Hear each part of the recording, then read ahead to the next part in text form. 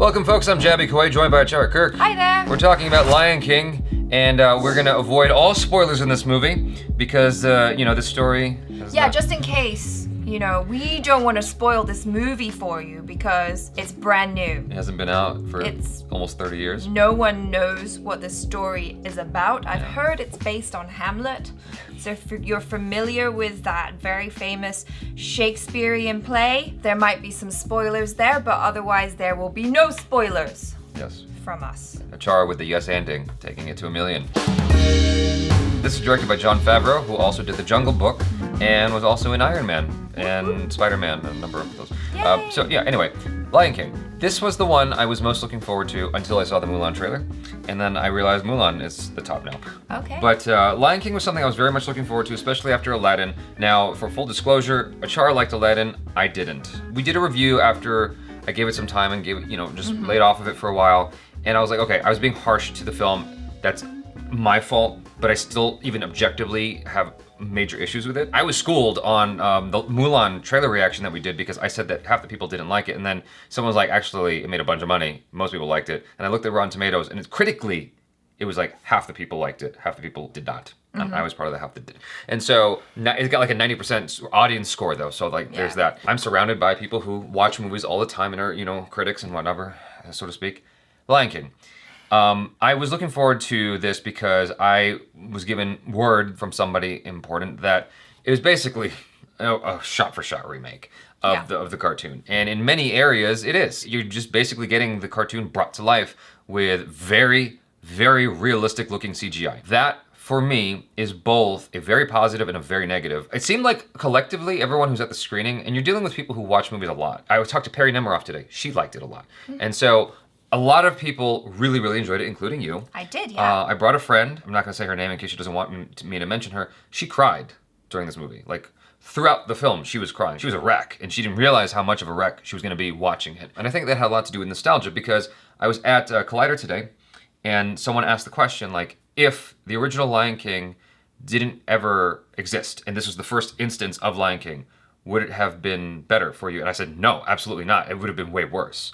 Because I think everything that is allowing us to appreciate this and accept it is based off our nostalgia for the original cartoon. Anyway, I've been talking for a while. Before I say any more of my feelings about the film, I want you to go ahead and say your thoughts. Well, like you said, I did like this film. I thought they did a really good job. It was pretty much frame for frame what we saw in the cartoon. And I will admit that a lot of the emotion and excitement that I got from it is because of my love of the cartoon.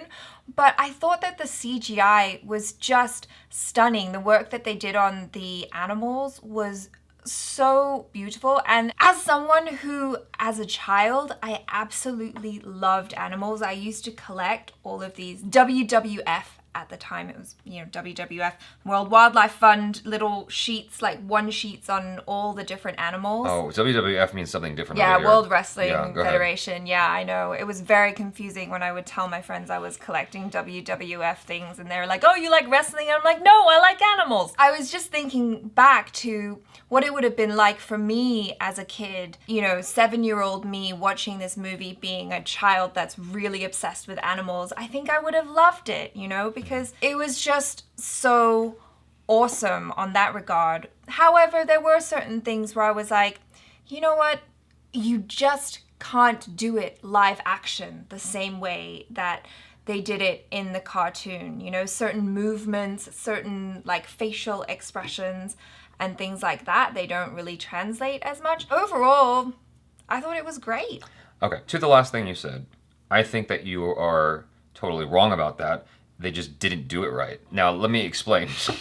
So, just the last thing. They made it look so photoreal that it failed to have an anthropomorphized expression. What it looks like is just the mouth is doing this, because animal mouths don't move the same way as human mouths, right? When you're doing a cartoon, it's easy to forgive the fact that their mouths and their face look like human faces and human eyes. And here, they're making them look so photorealistic. It's like you're watching a National Geographic film, like a documentary or something. The eyes are beady, like a way a cat's eyes or a lion's eyes might look. The mouth is shaped just like an animal's mouth. And so all they can really do with that is open and close it. They tried to give them subtle nuances, as you pointed out. That's what I was going to say. I did notice subtle nuances. They tried, but it's nowhere near what they did rather, with the original animation. Well, yeah. And I feel like they could have done a less realistic version of the animals that had a bit more of a human, had more human-esque features, anthropomorphized features, like bigger eyes that are more expressive, mouths that are slightly more human, so that they can make the same shapes that the cartoon did.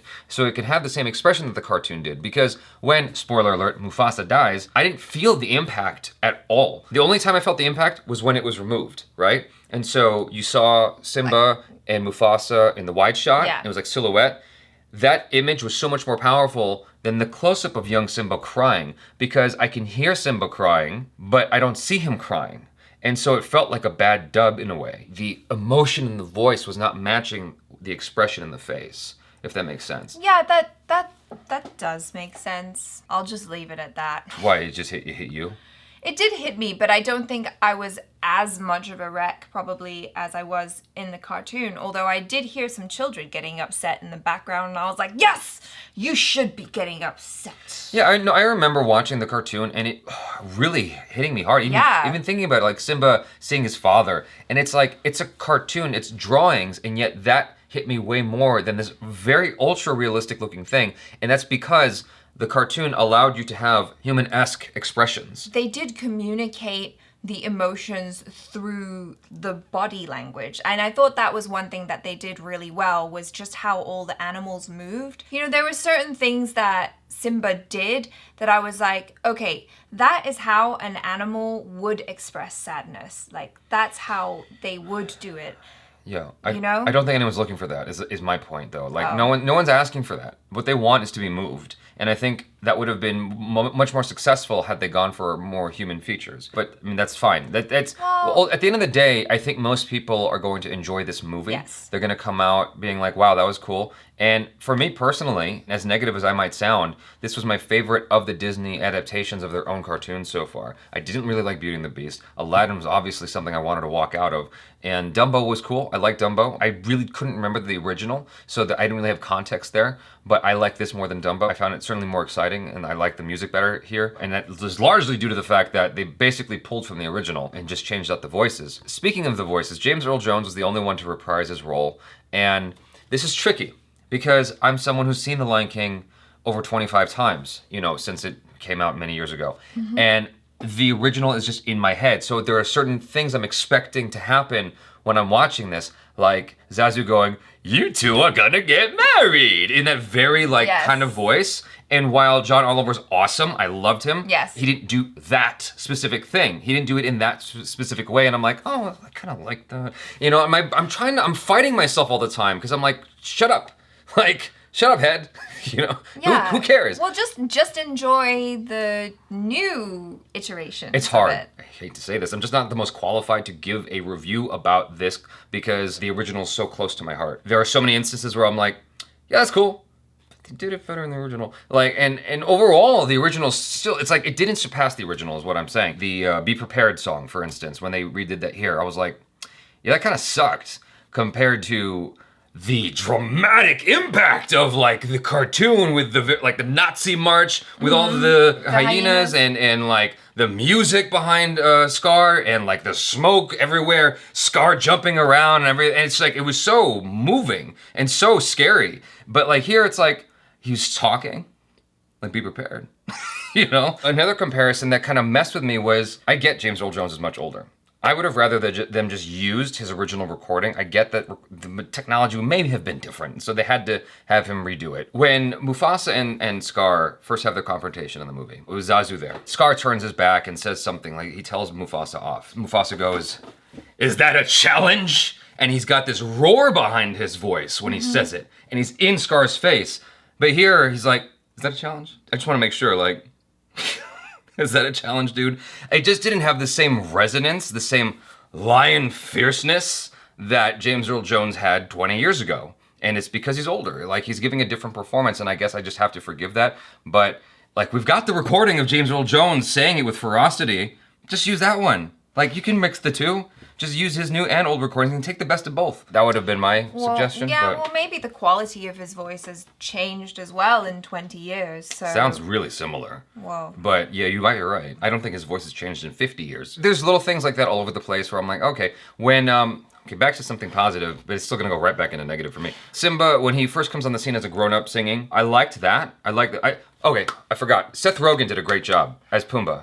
Yeah, and then Billy Eichner as well as Billy Timon. Eichner. Yeah, I don't know that I liked Billy Eichner more than the original Timon, but when Seth Rogen, when I heard him speak, I'm like, oh my god, like he's actually he's the perfect choice for the Warthog. I was like, whoa, like that's, yeah. I mean, I think they messed with his vocals a little bit in post, but it still worked really, really well. Mm-hmm. And him and Billy Eichner together did a great job. Yeah, they have great chemistry. So when Donald Glover first shows up on the scene singing, I was like, oh wow, like this is working for me.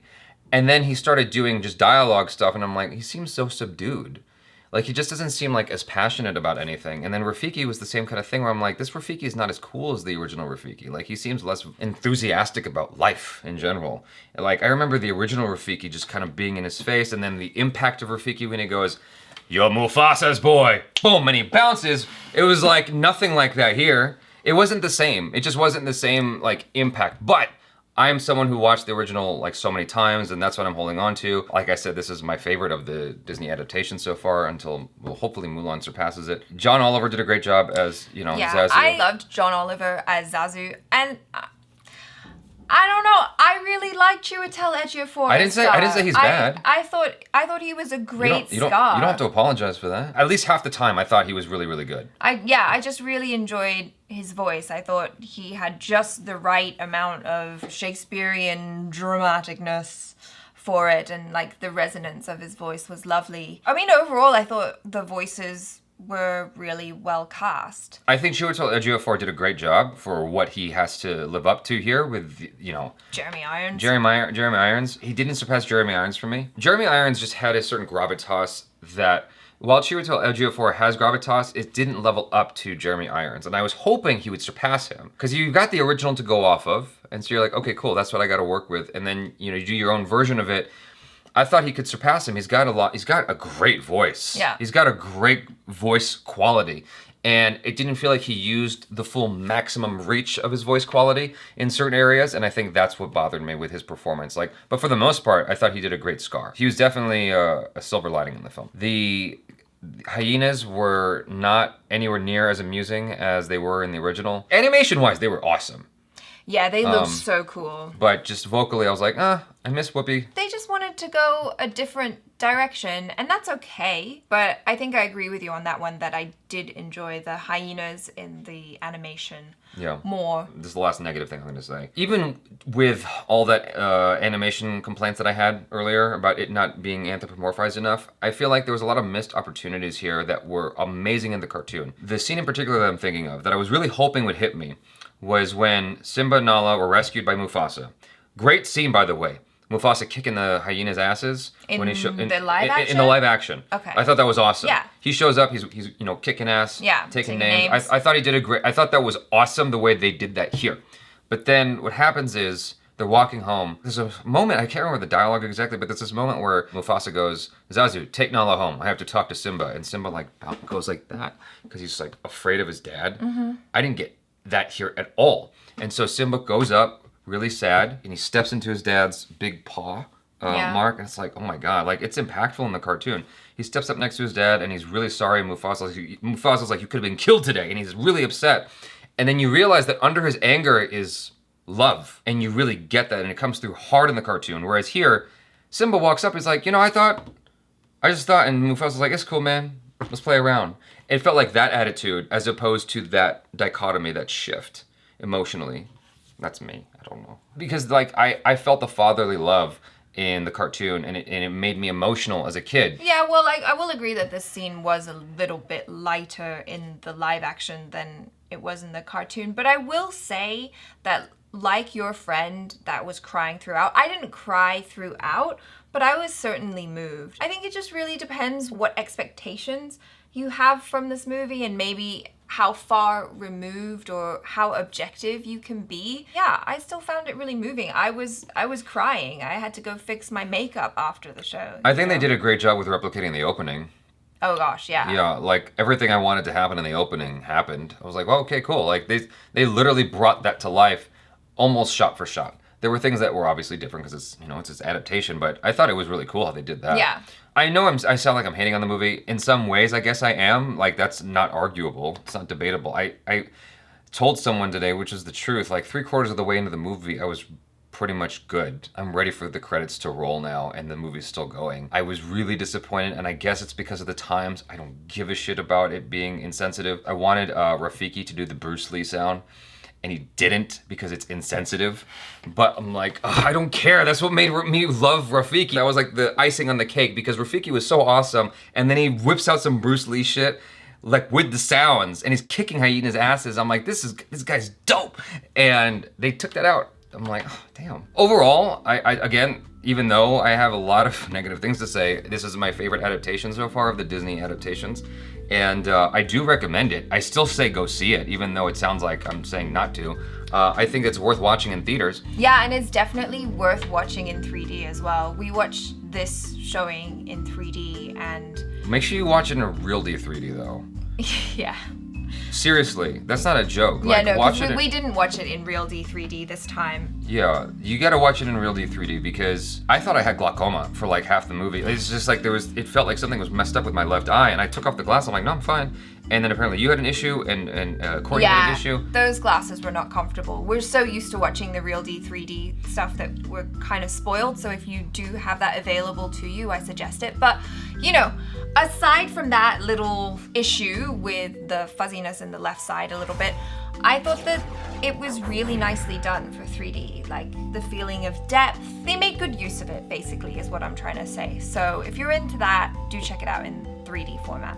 You guys, thanks so much for hanging out with us. Check out ACHARA KIRK on the social media. Subscribe to the channel if you haven't already. Check out our other reactions, reviews, short films, and vlogs. I'm Jaby Koay. This is ACHARA KIRK. Peace out.